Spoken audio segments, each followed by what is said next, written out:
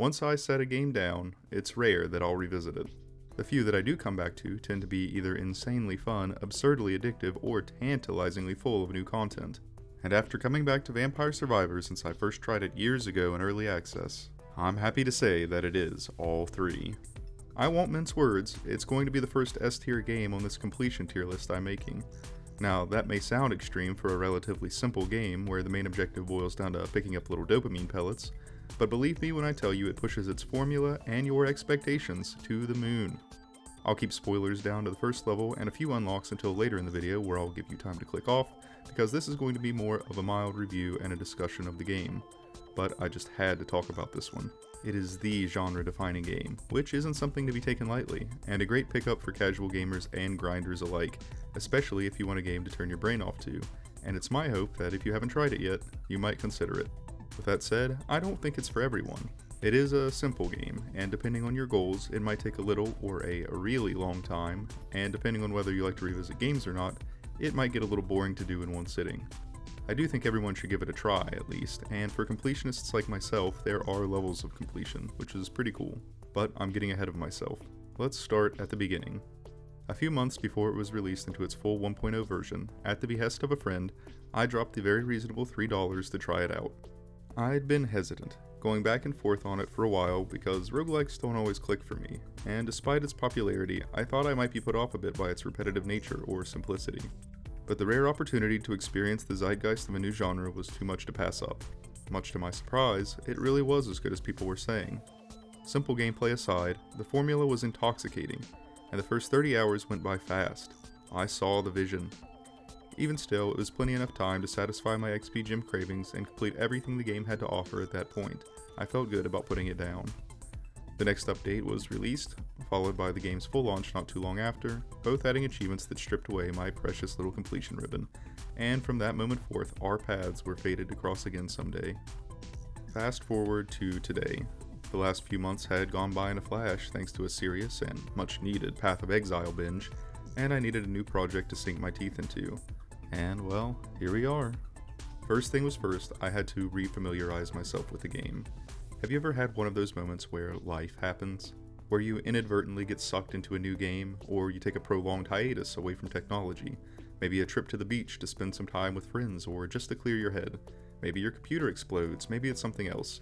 But somehow you end up abandoning a playthrough somewhere smack dab in the middle, and after some time passes, you find yourself asking the question, why did I stop playing that game?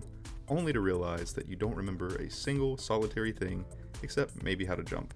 The Witcher 3 comes straight to mind for me. 80 hours in on a random Isle of Skellige on Death March difficulty, and not a clue in the world about where to go or what to do. It's one of the biggest reasons I have a hard time returning to early access titles after that first playthrough, despite obviously wanting to see what new content has been added. All of my unlocks were still there, and it was all too easy to jump into a stress-free round on the first map and reacquaint myself. It's one of the most underrated aspects of simple gameplay. At its core, and like most other roguelikes, Vampire Survivors has a sprawling unlock system that builds upon itself. Click on one of the mini screens and pick a goal. You won't have any shortage of those, and you'll be thrown straight into the game proper. For anyone unfamiliar with the genre, Survivors can be boiled down to picking the right upgrades at the right time and avoiding the legions of enemies that constantly funnel in from every direction. The fun, in that case, is pretty subjective. Does this sound do anything for you? Because it tickles my brain in all the right ways. I've both quit games I've enjoyed and waded through mountains of trash in pursuit of the visceral satisfaction that only good sound design can provide. And let me tell you, Vampire Survivors is a great auditory experience. XP gems aside, the soundtrack to this game is surprisingly massive, and one of my favorite parts of progression was unlocking new characters and levels and hearing their unique tracks. While grinding these long games, I have a tendency to turn on either music, podcasts, or videos in the background, but I often found myself pausing whatever was playing when I had the opportunity to hear a new track, if not just for the few minutes before it looped. That is all to say, I, as an auditory connoisseur, found my reason to get addicted to Survivors pretty early on. For everyone else, there are, of course, other reasons. Like I mentioned earlier, this is some of the most satisfying progression I've ever had the pleasure of grinding through. It'll be hard at first. You start off weak, getting beaten to death by bats and skeletons, with your only goal being to survive until you unlock something new that makes it just a little tiny bit easier. Then you'll be able to survive a little longer, get another unlock, and so on and so forth, compounding your power and finding tons of exciting new things to use as you go. Most of this is linear, at least at the beginning, but there are several ways in which the game branches out, allowing you to blaze your own path forward. This is doubly true if you have the DLC, which I'll talk more about in a bit. But even considering the DLC, each different type of unlockable not only increases power, but also introduces new ways to utilize items and effects. New characters will have unique stats and passives, new weapons will open up new synergies, and stat increases will allow late game powerhouse builds time to become relevant. Builds in this game are somewhat unique because being efficient isn't really necessary. You'll find that as long as you have the right tools at the right time, you'll generally be on the right track to finish a level, or at least make some progress. Knowledge is what will carry you at first. For instance, the Fire Wand is strong against elites, and the Magic Wand is better against the weak hordes. But you may find that these two weapons don't work that well together, despite sharing the same scaling vectors, because neither has good area of effect, and so you'll need to know what does for when it shows up. And there is a plethora of good weapons that fill that niche. Sure, some work better than others, but the point is that a simple game plan and a bit of knowledge on how to pivot can go a long way. Though there are so many ways to approach progression, inevitably, you will be able to brute force most things. Fortunately, the game doesn't discourage you from experimenting. There are different difficulty spikes, which will require different approaches, and where one combo might not work in one place, it doesn't mean it won't work in another. Nothing beats setting up the first 10 minutes of a run just to AFK the next 20, and if you just want some chill runs while you watch some YouTube videos, you can always get some extra power out of just gold farming the first level with a weak but usable low effort build, for example. Further still, some of the most overpowered synergies have nothing to do with the quote-unquote best weapons, so if you figure those out and get them online, you're in for a real treat. It's always worth trying to be creative because you never know what might end up being your favorite. There are far too many combinations of characters and weapons for anyone else to say what works best for you, especially if you're partial to some of the awesome crossover characters. While I'm on the subject of best weapons, there are some that feel a tier above the rest. If it's your prerogative, you could probably make it through the vast majority of the game just leaning on those, but it would be a much more boring adventure. A lot of my fun came from seeing what I could make work, and finding that some weak weapons became insane later on. That said, even the hardest parts of the game aren't prohibitively hard, and I'd be surprised if you didn't feel the urge to experiment at least a couple times to mix things up. But one of the big reasons I'm so in love with completion of Vampire Survivors is that it sets challenges that force you to try new things. Especially with the DLCs, you'll find an increasing number of specific unlock requirements, and it serves as a sort of soft reset for the difficulty. If you're like me, this is a great change of pace because you'll definitely be strong enough and knowledgeable enough at some point to trivialize parts of the new levels otherwise. Some people will want to trivialize it though, and that's perfectly fine. This is a game that respects your time.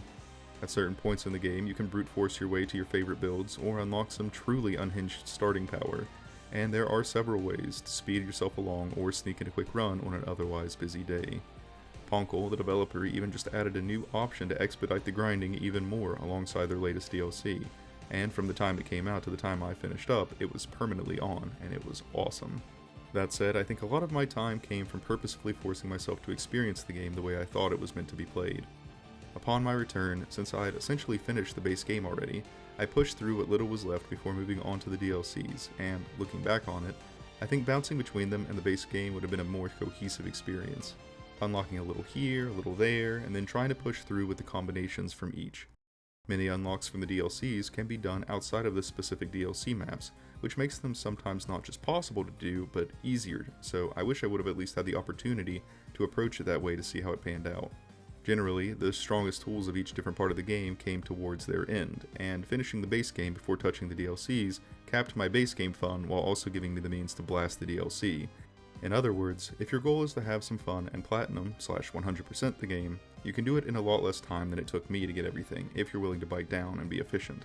But I really wanted the cleanest experience I could have of the DLCs, and so I tried my best to use only the DLC weapons and characters as I unlocked them, and this led to some interesting experiences. This is also kind of where some of my issues with the grind began, but before I go into spoiler territory and talk about them, I just want to reiterate that fun is subjective. If what I've said so far doesn't resonate with you, I'd understand if you ended up not liking Vampire Survivors. It's not quite as comfy as an idle game or as involved as literally anything else, so if moment-to-moment gameplay is more your speed than builds, unlocks, and explorative decision making, there are certainly better choices. Even though I consider this an S tier game to complete, it doesn't mean that the game itself is a 10 out of 10 peerless gem, but for me, the journey to acquire everything propels it to that level.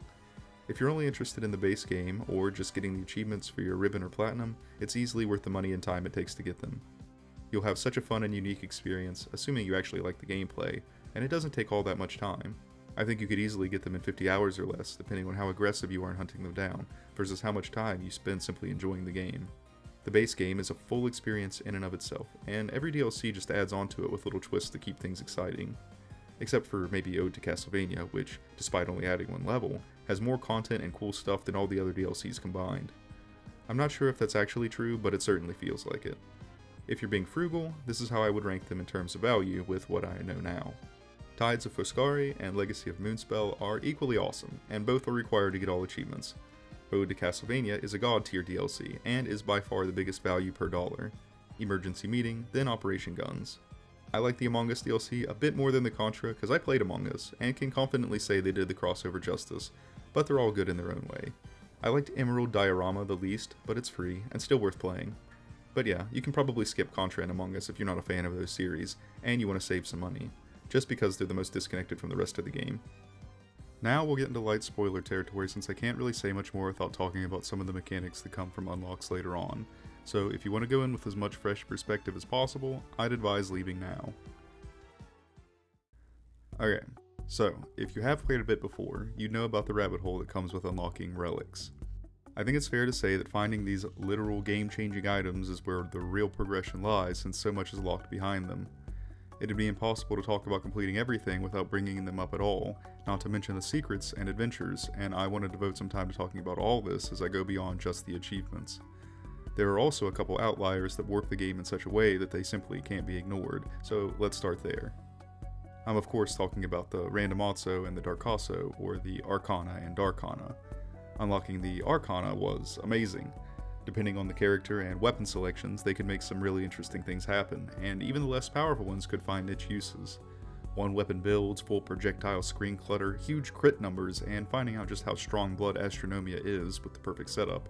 Those were great discoveries for me, and I used them all multiple times.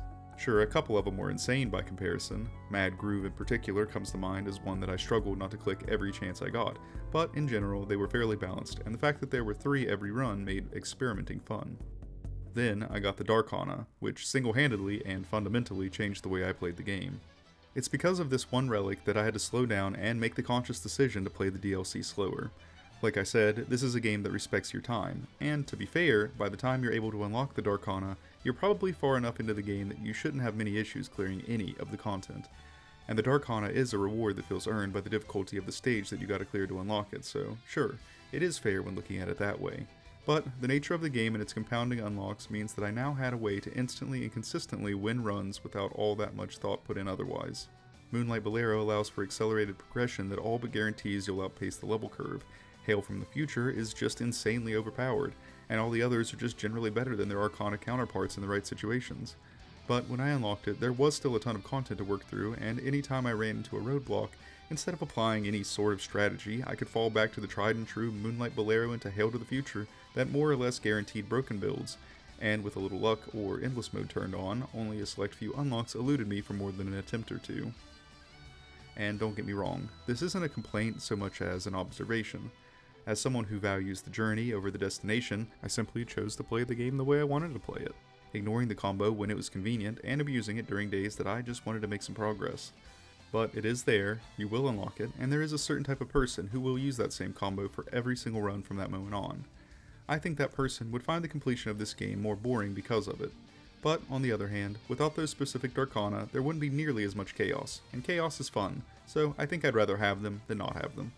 My actual complaint list is pretty small. I wish I could skip this treasure chest animation for one. It's cool, but I hate that the stupid chest music interrupts the amazing soundtrack, and by the 1000th time you've seen it, it kind of loses its charm. Towards the end of my grind, a big part of my strategy involved maxing out my levels before picking up chests, just so I didn't have to abuse my escape key trying to skip 20 of these in a row, because there will be times when there's 20 of them on the ground at the same time. Please, Poncle, let us bypass at the next update. The screen clutter is sometimes awesome, but also sometimes horrifically debilitating, so nerfing my build to be able to see and move I considered more a gameplay choice than anything else. The boss fights, despite being epically designed, are sometimes a little disappointing since the mechanics boil down to red zone bad.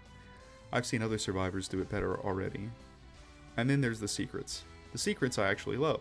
Experiencing them is sometimes the coolest part of the game, and the rewards for some of them are phenomenal. But there is literally nobody on this planet, I am convinced, who will be able to solve all the secrets without a guide. Not even close. Thankfully, the official wiki just launched as I was in the middle of making this video, so it was much easier to make my way through the list than it might have been otherwise. And let me tell ya, it is worth finishing the secrets, especially the Ode to Castlevania ones. Everything else can be done without a guide, I'm happy to say. Any game that lets me get at least the achievements without having to look through a wiki or 12 different Reddit posts always gets an extra star from me. And it all just makes so much sense. Sure, you'll probably unlock something randomly here and there, but working your way through each level, finding each individual weapon, or character, or stage unlock is just the most satisfying form of progression there is. And maybe I'm glazing the game a little too hard at this point, but when you finally get to those points in the game, it's just so cool. But there will come a time when your account is built up with all the goodies you've accrued, and maybe you'll long for the days where you could just feel that progression again, but you also don't want to delete all your hard-earned work. Well, that's where adventures come in. Adventures are self-contained mini-stories that start you basically back at a slightly altered square one. One character and some base weapons. You work your way up, just like you did originally, but without any of your power-ups or unlocks, except the few relics that do stay unlocked for some reason. This includes the Arcana and Darkana. I told you they were overpowered. Regardless, it's still pretty rough, and for me at least, served as a reminder that the power-ups were a large portion of power. So, in lieu of steamrolling, we survive until we get some gold, unlock some stuff, and climb through the levels to achieve whatever new goals the adventure has set for us.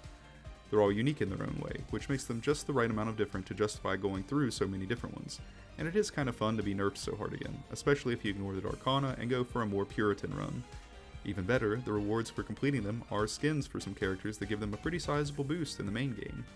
You can also ascend the adventure after completing them, allowing you to tackle them again with some extra firepower behind you, though once was definitely enough for me. Now, as someone who values completion, I was content just going through the main game, and the adventures were more a distraction than a diversion for me. I don't think they're a bad addition or anything like that. I actually enjoyed them quite a bit since the curated levels feel different enough from the main game to make it all fun again. But I think that out of everything, they're the part of the game I enjoyed completing the least, mainly because they took a lot of extra time and didn't unlock anything meaningful. I do like the fun lore though, and of course I used my Poe Rachu skin a few times cause he's my best friend, he's my pal, he's my homeboy, my rotten soldier, he's my sweet cheese, my good time boy. Speaking of lore, I would be remiss if I didn't mention the bestiary. This is good. Genuinely, the entries here are more worthy unlocks than half the weapons because they're just so silly. Roguelikes aren't really known for their deep lore, but I read through nearly all of these because it was just plain fun. And of course, with 323 entries, it's probably a good point to gush about the pixel art a little. In case my account pic didn't give it away, I'm a pretty big fan of pixel art, and Vampire Survivors certainly delivers in spades. Just like the music I mentioned earlier, seeing all the new beasties and levels made progressing that much sweeter. That's not to mention the absolutely insane weapon effects, or the spectacular sights of some of the maps, bosses, and set pieces. Honestly, I doubt I'll ever cease to be amazed by the talent of indie devs when quality like this is packaged in a game priced at $5. Going into more detail about anything will start to cross into heavy spoilers, and since I've already shared most of my feelings on this game and why I think it's got to be the first S-tier completion on this channel, I don't want to deprive anyone the chance to experience it for themselves. In summary, it's because unlike most other games I've completed, there's hardly a single unlock that doesn't contribute to the enjoyment of the game. I think if you haven't tried it yet, you oughta, because the base game is literally free on your phone and refundable on Steam, and you'll probably know if you like it enough to keep it before your 2 hours is up, since the core gameplay stays the same. Like I said, I don't think it'll be for everyone, but if that formula does jive with you, you're in for a good time.